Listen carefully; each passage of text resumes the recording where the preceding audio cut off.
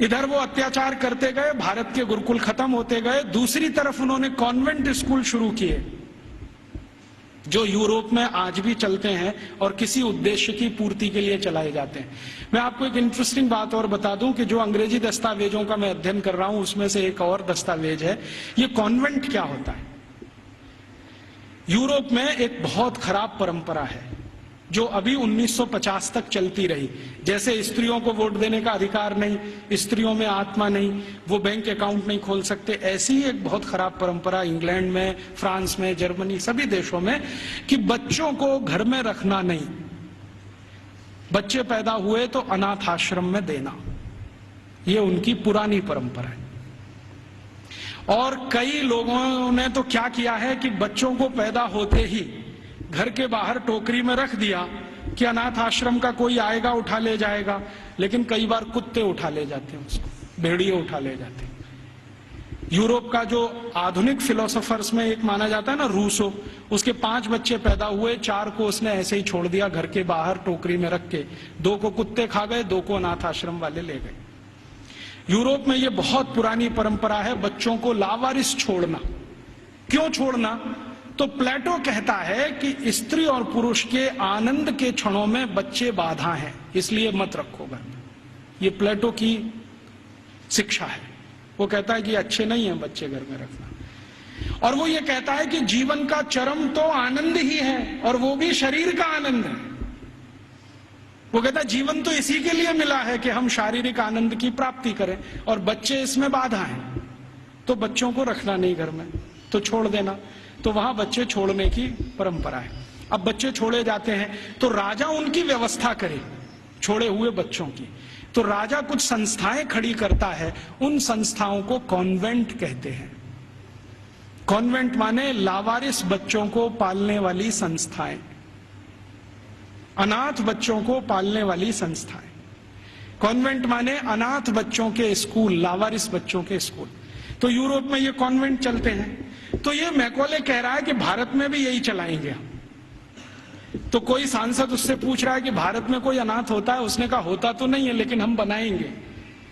होता तो कोई नहीं है, क्योंकि भारत में किसी बच्चे के माता पिता भी मर जाएं तो उसके चाचा चाची हैं, ताऊ ताई हैं, मामा मामी हैं, मौसा मौसी हैं, बुआ फूफा, कोई तो लेगा उसको। यूरोप में तो है माता पिता, तो भी छोड़ देंगे। तो यूरोप में ये जो लावारिस बच्चे हैं, इनको पालने के लिए कॉन्वेंट खड़े किए जाते हैं। कॉन्वेंट को चलाने वाले ज्यादातर क्रिश्चियन इंस्टीट्यूट होते हैं या चर्च होता है। राजा चर्च को दान देता है और उस पैसे से ये सब चलते हैं। तो सबसे पहला कॉन्वेंट इस मैकॉले ने भारत में खुलवाया, कलकत्ता में। और उस कॉन्वेंट में कोई पढ़ने नहीं आता था, तो इसने दूसरा कानून बनवाया कि जो भारतवासी ईस्ट इंडिया कंपनी और अंग्रेज सरकार की नौकरी करेंगे और कलकत्ता में रहेंगे, उनको अपने बच्चे यहां भेजना आवश्यक है, नहीं तो नौकरी जाएगी। तो जबरदस्ती भारतवासी जो उनके यहाँ काम करते थे, उन्होंने अपने बच्चे भेजना शुरू किया। फिर धीरे धीरे एक कॉन्वेंट से 2 हुआ, 2 से 3 हुए, 3 से 10, 10 से 20, 50, 100, अब हजारों हो गए। अब भारत में ऐसा कोई गांव नहीं जहां कॉन्वेंट नहीं। तो मैकॉले ने एक विष बीज डाल दिया जो अभी वट वृक्ष बन के फैल गया। अब तो ऐसे ऐसे कॉन्वेंट स्कूल हैं इस देश में, बजरंगबली कॉन्वेंट स्कूल। आपको देखना हो तो मैं दिखा सकता हूं आपको। बंबई में है, ग्रांट रोड के पास है, रेलवे स्टेशन से बिल्कुल सटा हुआ, बजरंगबली कॉन्वेंट स्कूल। हाँ, और एक कॉन्वेंट स्कूल है संतोषी माता कॉन्वेंट स्कूल, एक है सरस्वती देवी कॉन्वेंट स्कूल, एक महावीर स्वामी कॉन्वेंट स्कूल खुला है अभी बेंगलोर में, जबरदस्त। अब इनको पूछो चलाने वालों को कि बजरंगबली का कॉन्वेंट से क्या रिश्ता है, या सरस्वती देवी कब कॉन्वेंट स्कूल में पढ़ने गई थी। मूर्खों के मूर्ख इस देश में पैदा हो गए, ना तो अंग्रेज हैं ना तो हिंदुस्तानी हैं, खिचड़ी बन के इस समाज में पड़े हुए हैं। ना उसमें से आप चावल निकाल सकते हैं, ना मूंग की दाल का दाना निकाल सकते। ये खिचड़ी लोगों ने देश का सत्यानाश कर दिया। ये सब मैकॉले की संतान है।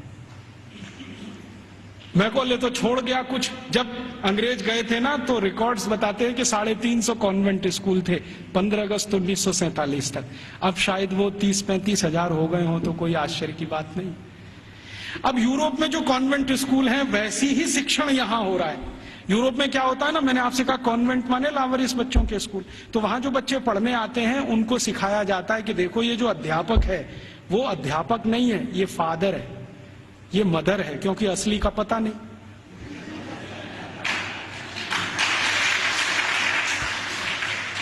असली का तो कुछ पता नहीं, लावारिस है, किसका है बाप उसका और कौन है उसकी माँ। तो स्कूल में जो पढ़ाने वाले होते हैं ना टीचर, तो पुरुष है तो फादर माने ओल्ड एज है तो फादर, और यंग एज है तो ब्रदर, और ओल्ड लेडी है कोई तो मदर, और यंग लेडी है तो सिस्टर। तो कॉन्वेंट में उनको बुलवाते हैं ये फादर है, ये मदर है, ये ब्रदर है, ये सिस्टर है, क्योंकि असली नहीं है। अब हमने भारतवासियों ने बिना सोचे नकल कर लिया उसका। हमारे यहां तो घर में है असली, और कॉन्वेंट में जा रहा है बच्चा तो वहां हो गए नकली, और वहां उसको मदर फादर ही बोलना पड़ता है। अब भारतीय परंपरा में यह है कि किसी बच्चे की दो माताएं तो हो सकती हैं, बाप दो नहीं होते कभी। भगवान कृष्ण की दो माताएं थी, एक ने जन्म दिया, एक ने पाला। रामचंद्र जी मानते हैं कि मेरी तीन माँ हैं, एक ने जन्म दिया है, बाकी दो प्रेम दे रहे हैं। तो माताएं दो हो सकती हैं, तीन हो सकती हैं, बाप हमेशा एक ही होता है। अब हमारे कॉन्वेंट में पढ़ने वाले नौनिहालों के हर एक के दो दो बाप हैं। एक तो घर में है असली और दूसरे हैं वहां नकली। और मैं आपको अंग्रेजी की एक शब्द की व्याख्या करता हूं। अंग्रेजी में एक शब्द होता है जो गाली के रूप में इस्तेमाल किया जाता है, बास्टर्ड। बास्टर्ड वही होता है जिसके दो बाप होते हैं। तो हमने अपने अपने नौनिहालों को सबको बास्टर्ड बनाने का धंधा शुरू कर दिया है, और बड़े गर्व से कहते हैं मेरा बेटा सेंट मैरी कॉन्वेंट में जाता है, जीसस कॉन्वेंट में जाता है, फलाने कॉन्वेंट में, ढिमाके कॉन्वेंट। कॉन्वेंट स्कूलों में किताबें पढ़ाई जाती हैं जिनमें बिल्कुल स्पष्ट बच्चों को सुनाया जा रहा है, पढ़ाया जा रहा है कि भगत सिंह तो आतंकवादी, ऊधम सिंह तो आतंकवादी, चंद्रशेखर तो आतंकवादी, और महाराजा रणजीत सिंह तो लुटेरे। आप जानते हैं सिख समाज के बहुत प्रतिष्ठित धर्मगुरु महाराजा रणजीत सिंह, जिन्होंने न सिर्फ अंग्रेजों से लोहा लिया बल्कि मुसलमानों से भी इस देश को बचाया, उनको लुटेरा। हमारे भारत में एक जाति है जिसको जाट कहते हैं। जाटों के बारे में अंग्रेज ये कहा करते थे कि इनकी ताकत बहुत है, इसलिए उन्होंने जाट रेजिमेंट बनाया। आपको मालूम है जाट रेजिमेंट? ऐसे ही जाटों के पैरेलल महाराष्ट्र में है मराठा, वो भी एक तरह से जाट ही है। तो मराठा रेजिमेंट बनाया, जाट रेजिमेंट बनाया, क्योंकि इनमें ताकत बहुत है। इनका जो डीएनए है ना, बहुत स्पेशल किस्म का है। लड़ना, लड़ाना, मारना, मरना, उनको इसमें मजा आता है। कभी भी अपनी जान की परवाह नहीं करेंगे, हाँ किसी के लिए भी जान दे देंगे, ऐसे लोग। तो जाटों को अंग्रेजों ने लिख मारा और कॉन्वेंट स्कूलों में पढ़ाया जा रहा है अंग्रेजों के जर खरीद गुलाम। अब ये बच्चे बार बार पढ़ रहे हैं, रोज रोज पढ़ रहे हैं, रोज रोज पढ़ रहे हैं, रोज रोज पढ़ रहे हैं, तो थोड़े दिन में मान ही लेंगे कि हाँ भगत सिंह तो आतंकवादी था, ऊधम सिंह भी आतंकवादी था।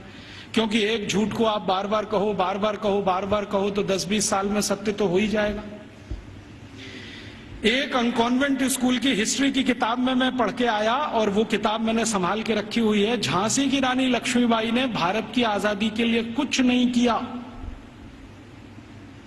और उसका जीवन चरित्र लिखा गया है कि वो एक अंग्रेज अधिकारी जॉन लेक के प्रेम और मोहब्बत में ही फंसी रही जिंदगी भर। झांसी की रानी लक्ष्मीबाई के बारे में ऐसी सब चीजें पढ़ाई जा रही हैं। और धीरे धीरे हुआ क्या है, इन कॉन्वेंट स्कूलों के बनाए हुए सिलेबस को भारत सरकार ने सारे देश का सिलेबस बना दिया है, पूरे देश का। अब संसद में भले ही कितना हंगामा हो, लेकिन सरकार कहती है जी सत्य तो यही है, क्योंकि अंग्रेजों ने लिखा है। और हमारे प्रधानमंत्री भी कहते हैं सच्चे सत्यवादी तो अंग्रेज ही थे जो हमको ये सब सिखा के गए। ये स्थिति हमारे देश की है। तो ऐसी गंभीर स्थिति में हम सबको सोचना है, आज शिक्षक दिवस है, तो हम सब सोचें कि इस शिक्षा का क्या करें जो यूरोप से आई है और हमारे देश में जड़ जमा के बैठ गई है। मुझे बहुत कष्ट होता है आपको ये बताते हुए कि भारत में जो कॉन्वेंट स्कूल चल रहे हैं, आप जानते हैं इनके पास सबसे ज्यादा भूमि है भारत देश की। मैंने संसद में एक प्रश्न करवाया था, आप यहां बैठे हैं, मेरे एक दोस्त हैं अखिलेश कुमार करके गोरखपुर से, और सॉरी उसके पास के क्षेत्र से सांसद हैं। मैंने कहा जरा ये पूछ तो लो कि भारत में सरकार के बाद किसके पास सबसे ज्यादा जमीन है। तो उत्तर आया कि सरकार के बाद सबसे ज्यादा जमीन चर्च और उनके कॉन्वेंट स्कूलों के पास ही है। रेलवे से भी ज्यादा जमीन इनके पास है। और हजारों हेक्टेयर जमीन एक एक रुपए के लीज पर दी गई है। हजारों हेक्टेयर, 1 रुपए का लीज, 2 रुपए का लीज, माने साल में वो 1 ही रुपया देते हैं। हजारों एकड़ जमीन भारत की इस्तेमाल कर रहे हैं और उनकी मिल्कियत है। 1820 से अंग्रेजों की सरकार ने ये जमीन देना शुरू किया, 2006 तक ये अबाध गति से चालू है। हमारी ही जमीन है, हमारा ही पानी है, हमारे ही संसाधन है। पहले मैं क्या सोचता था कि इन कॉन्वेंट स्कूलों में डोनेशन बहुत देती होगी सरकार, लेकिन संसद में एक जब सवाल करवाया तो पता चला कि सरकार का डोनेशन तो 10% ही है, बाकी समाज का डोनेशन। अकेले मैं मुंबई का आंकड़ा आपको दे रहा हूं। बंबई में जितने कॉन्वेंट स्कूल चलते हैं उसमें 92% हिंदू समाज के लड़के लड़कियां पढ़ते, 92%। 2.5% क्रिश्चियन समाज के हैं और बकाया में मुसलमान हैं। ये है स्थिति। तो 92% विद्यार्थी हिंदू समाज के जो पढ़ते हैं बंबई में कॉन्वेंट स्कूलों में, वो सब विद्यार्थी के मां बाप 1 साल की फीस के रूप में 18,000 करोड़ रुपए देते हैं। आप सोचते हैं ये रकम कितनी बड़ी है? राजस्थान सरकार के बजट का लगभग आधा बंबई, सिर्फ बंबई के कॉन्वेंट, फिर कलकत्ता के कॉन्वेंट, मद्रास के कॉन्वेंट, हैदराबाद के कॉन्वेंट, दिल्ली के, इन सबको मैंने जोड़ना शुरू किया। फिर B क्लास सिटीज के कॉन्वेंट जैसे अजमेर है, जयपुर है, ऐसे शहर, फिर C क्लास। कुल कॉन्वेंट स्कूलों में साल का भारतीय समाज के द्वारा 1 लाख करोड़ रुपए से ज्यादा का डोनेशन और फीस दी जा रही है। हमसे पैसा ले रहे हैं और हमारे ही बच्चों का दिमाग घुमा रहे हैं। और ऐसे ऐसे दिमाग घुमाए जाते हैं। एक कॉन्वेंट स्कूल के खिलाफ मैंने मुकदमा दाखिल किया हुआ है गुजरात हाई कोर्ट में। मामला क्या था, छोटे छोटे बच्चे वहां पढ़ने को आते हैं, तो उन बच्चों को लेने के लिए बस जाती है, तो ड्राइवर को कहा जाता है कि जानबूझ के बस बंद कर देना। तो कभी भी वो ड्राइवर बस बंद कर देता है। फिर बच्चों को कहता, देखो बस खराब हो गई, तुम्हारे भगवान का नाम लो। तो बच्चे का नाम लेते हैं, हनुमान जी का, राम का, बस चालू नहीं होती। फिर वो कहता, देखो तुम्हारे भगवान तो कमजोर हैं, ये तो चालू नहीं हो रही, अब ईसा मसीह का नाम लो। जैसे ही बच्चे ईसा मसीह का नाम लेते हैं वो तुरंत स्टार्ट कर देता है। तो 3-3 साल के बच्चों के दिमाग में आ जाता, अरे ईसा मसीह तो बहुत ताकतवर है। फिर वो बच्चे आके अपने घर में मम्मी पापा को बोलते हैं, अरे देखो हमारी बस खराब हो गई थी, हमने ईसा मसीह का नाम लिया, वो चालू हो गई। ये मैंने एक घर में एक बच्चे के मुंह से सुना, उस दिन मेरी आत्मा हिल गई। मैंने कहा ये हो क्या रहा है? आज मैं आपके यहां आने से पहले शाहपुरा एक छोटे से नगर में था, तो वहां पर राम सनेही संप्रदाय के एक बड़े संत हैं। उन्होंने तो कहा कि इतना ही नहीं होता, कॉन्वेंट स्कूल में आगे भी होता है। बच्चे जो छोटे छोटे होते हैं ना, जिनके मन भोले भाले हैं, उनको एक खेल खिलाया जाता है कि उनके राम और कृष्ण है ना, उनकी मूर्तियां बनाई जाती हैं मेटल्स की और बच्चों को दिया जाता है। फिर वो कहते हैं कि स्विमिंग पूल में इनको तैराओ, तो बच्चे उनको डाल देते हैं, वो सब डूब जाती है क्योंकि मेटल्स की। तो कहते हैं देखो तुम्हारे भगवान डूब गए। फिर उन्हीं छोटे छोटे बच्चों को काष्ठ की मूर्तियां दी जाती है, लकड़ी की, ईसा मसीह की, कहते हैं तैराओ, तो वो तैरने लगती है। तो बच्चों को कहते हैं देखो ईसा मसीह इतने ताकतवर हैं कि वो तैर सकते हैं, रामकृष्ण तो डूब गए, तो तुमको भी। तो लोकमान्य तिलक की इस बात को फिर याद करें, दुश्मन हमसे ताकतवर है, बहिष्कार करो और असहयोग करो। बाद में गांधी जी ने उसको और तेज से कहा। हम इन कॉन्वेंट स्कूलों को और इस एजुकेशन को हटाना चाहते हैं यूरोपियन, तो इसके लिए असहयोग करो और बहिष्कार करो। मतलब मैंने आपसे कहा कि 92% विद्यार्थी हमारे हैं जो वहां पढ़ने जा रहे हैं, इनको रोको। और हम इसको अपने घर से शुरू करें कि हम हमारे घर के किसी बच्चे को कॉन्वेंट में नहीं पढ़ाएंगे, क्योंकि हम उसको बास्टर्ड नहीं बनाएंगे। वो इंजीनियर बने ना बने, डॉक्टर बने ना बने, कम से कम बास्टर्ड तो ना बने। इतना अपमान तो ना करें हम अपने पिता का। तो हम नहीं भेजेंगे हमारे बच्चों को, तो फिर कहां भेजेंगे? जो हमारे स्कूल चलते हैं उनमें भेजेंगे। फिर आप कहेंगे उनमें सुख सुविधाएं कम है, बढ़ जाएंगी। जब धन का प्रवाह कॉन्वेंट स्कूलों से भारतीय स्कूलों की तरफ होगा तो सुविधाएं भी बढ़ जाएंगी। आप सोचो 18,000 करोड़ रुपया बंबई के कुछ कॉन्वेंट स्कूल को हर साल मिलता है, इतना ही रुपया आर्य समाज के गुरुकुलों को मिल जाए या सनातन समाज के लोगों को मिल जाए या किसी और संस्थाओं को मिल जाए जो भारतीयता आधारित गुरुकुल चलाते हैं, तो वो सुख सुविधाओं वाले हो जाएंगे। वो तो धन के प्रवाह को बदलने की जरूरत है। अभी धन का प्रवाह कॉन्वेंट स्कूलों की तरफ है तो सुख सुविधाएं वहां ज्यादा हैं। हमारे स्कूल पानी से प्यासे हैं, बैठने को जमीन पे टाट पट्टी नहीं है, स्कूल में पढ़ाने के लिए ब्लैक बोर्ड नहीं है, सामान्य जरूरतों की चीजें जैसे संडास घर होना चाहिए वो भी नहीं है। तो ये इसलिए कि धन की कमी है, धन का प्रवाह उस तरफ है, इसको मोड़ दो।